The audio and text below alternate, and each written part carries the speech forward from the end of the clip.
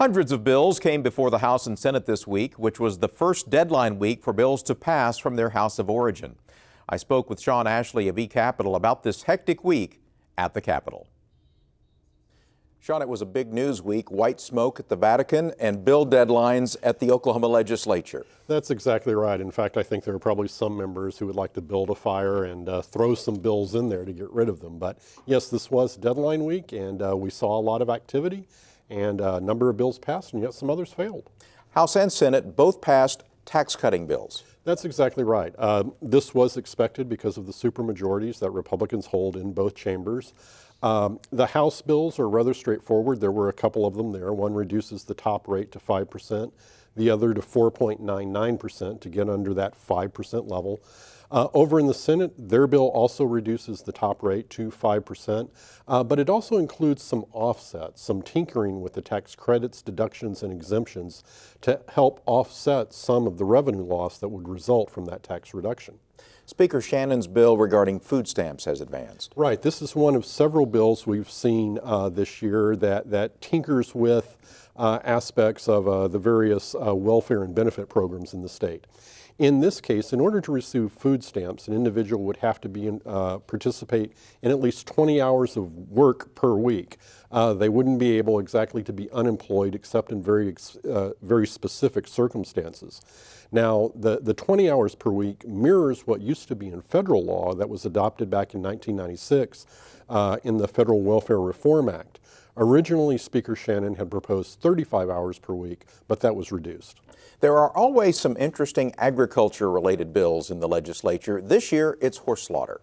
That's exactly right. For a number of years, there has been a federal ban on horse slaughter for the production of meat for consumption in the United States.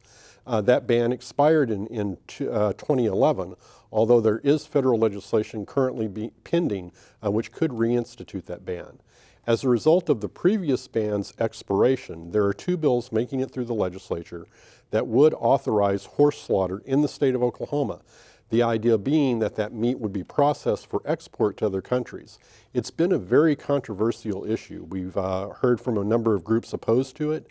This week we heard from a number of agriculture and horse groups who are supporting the measures, as well as Speaker Shannon, who pointed out that some of the politics of this have been very, very ugly. And it's generating a lot of emotion, as is a bill by Representative Sally Kern concerning United Nations Agenda 21. Tell us about that. Yes, Agenda 21 is several years old. It's a United Nations, not mandate, but proposal or plan that looks at various sustainability efforts.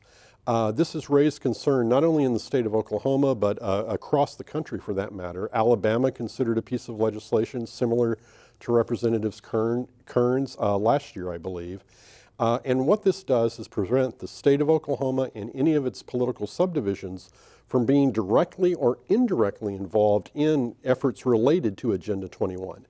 And it gets rather complicated when you talk about indirectly involved, because what this means is that you could not contract with certain non-governmental organizations that may be affiliated or recognized by the United Nations.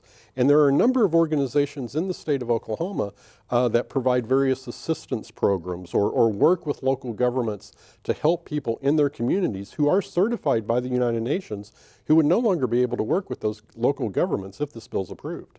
What's coming up next week? Next week, we shift back to committee work away from the floor, and we'll be doing that until April 11th. We'll have House bills being heard in the Senate, Senate bills being heard in the House. From April 11th to April 25th, it's back on the floors where Senate bills will be heard in the House and House bills in the Senate. This is the time where you really begin to see the number of bills being cut down as they're being handled by the opposite House, where the love for them may not be quite as good. Shawn Ashley from eCapitol, thank you. You're very welcome.